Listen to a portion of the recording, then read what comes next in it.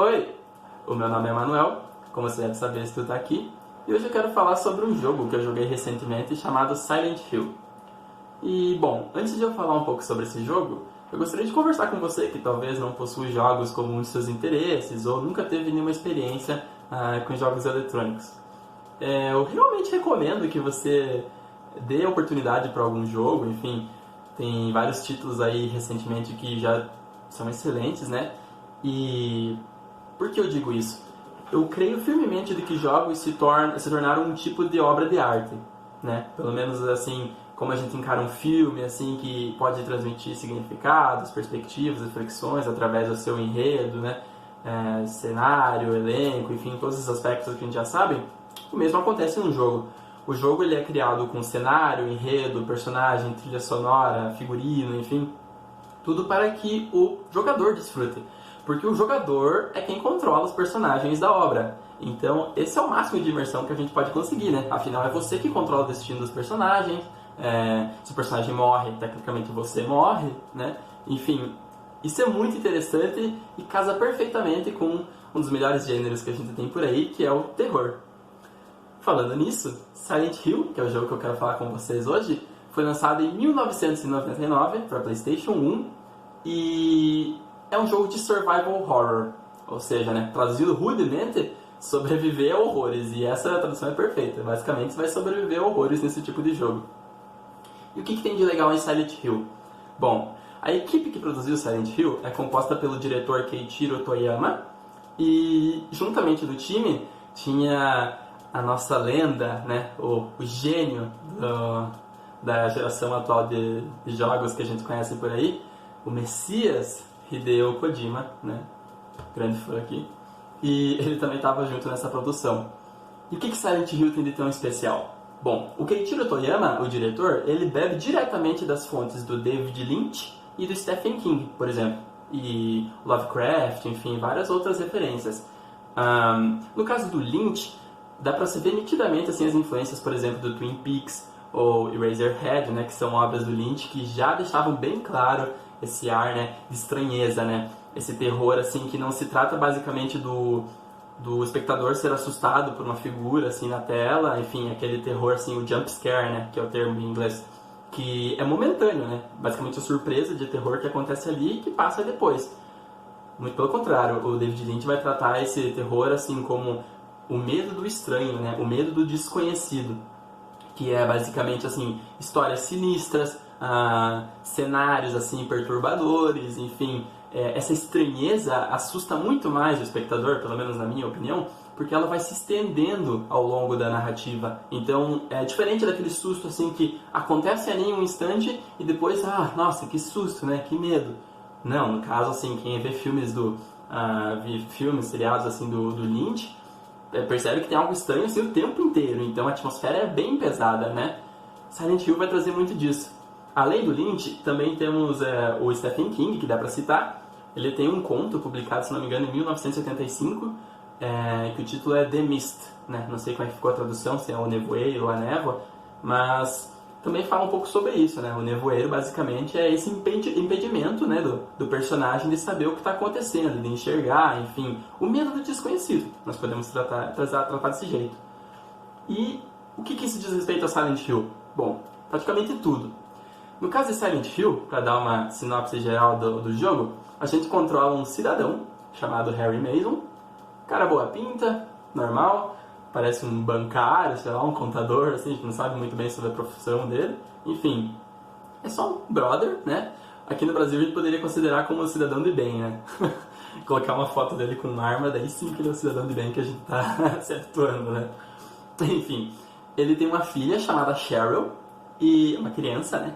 E bom, eles estão andando de carro e eles acabam parando nessa cidade estranhíssima, bizarríssima, chamada Silent Hill.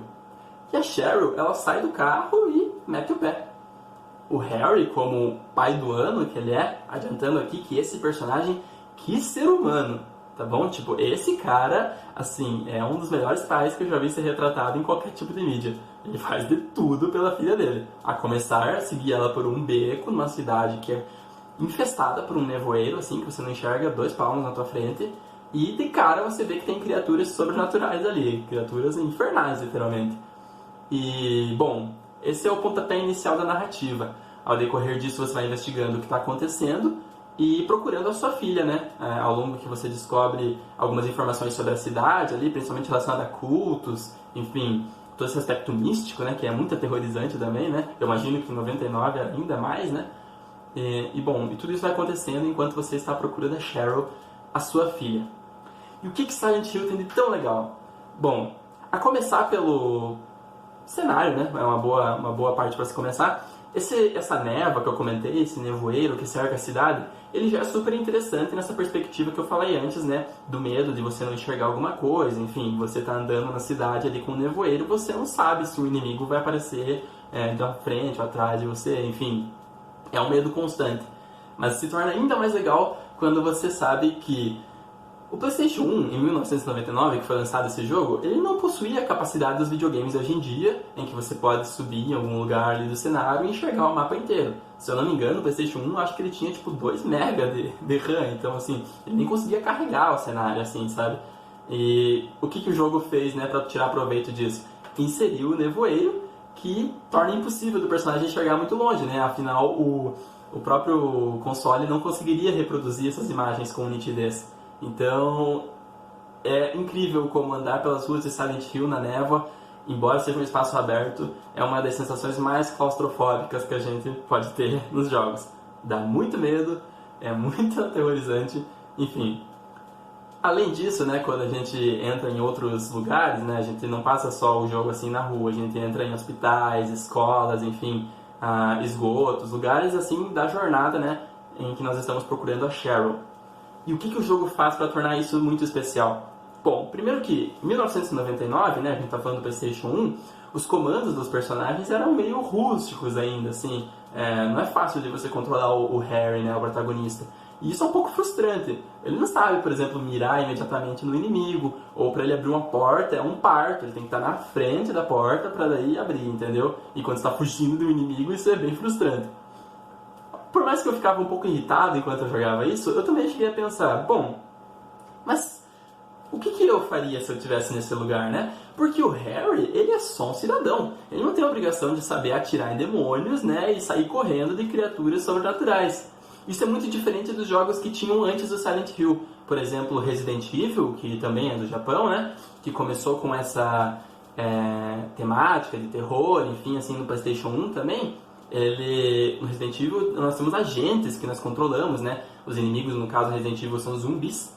E com os agentes a gente dá tiro, assim, se cura, enfim, faz né? Tudo normal, assim, como se agentes treinados.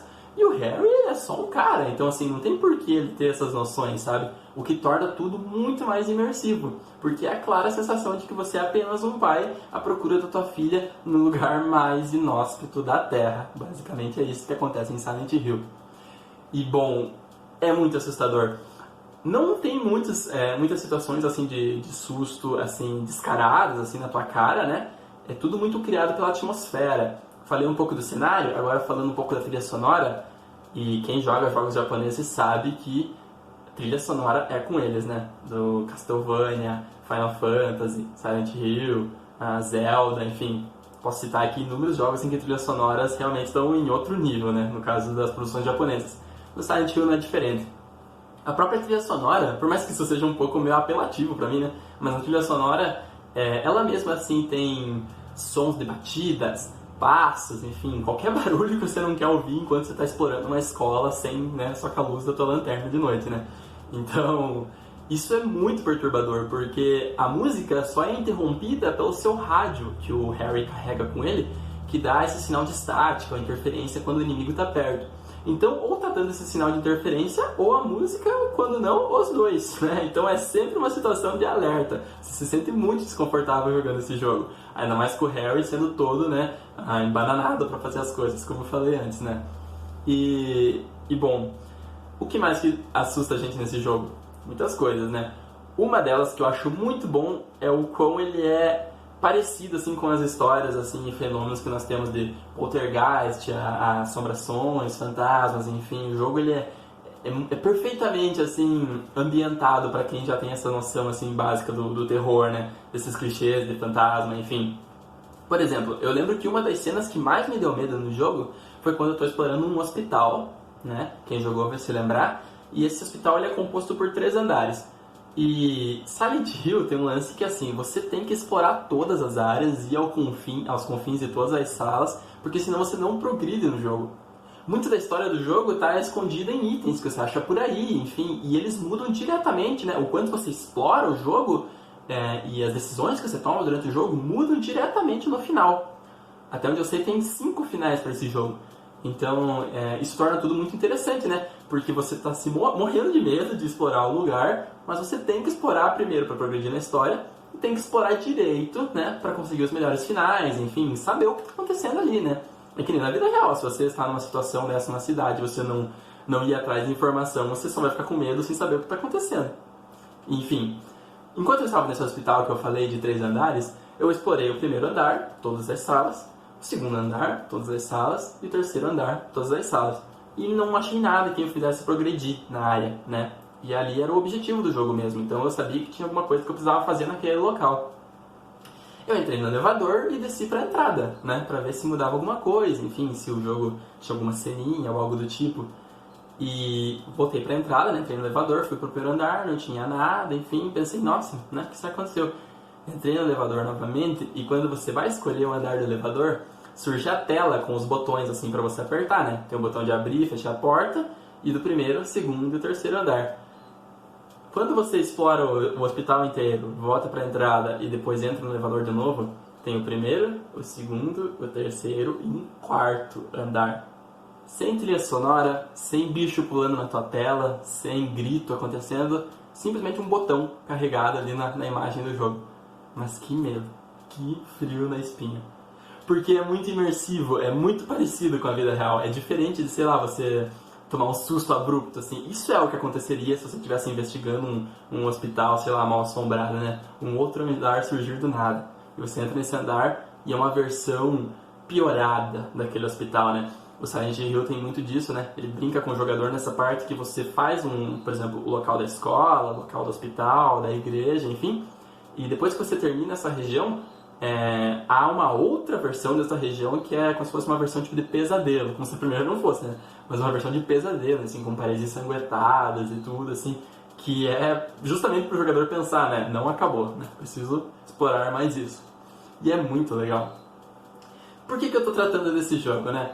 Bom, seja no terror, seja na ação, seja no drama, é muito interessante como os jogos eletrônicos proporcionam essa imersão para você. Você se identifica muito mais com os personagens. Claro, né? Não vou aqui falar assim, não. Filme é passado, jogos é o futuro. Não, assim como literatura ainda tem imersões absurdas, né? Claro, né? Jogos também têm o seu valor. É isso que eu quero dizer.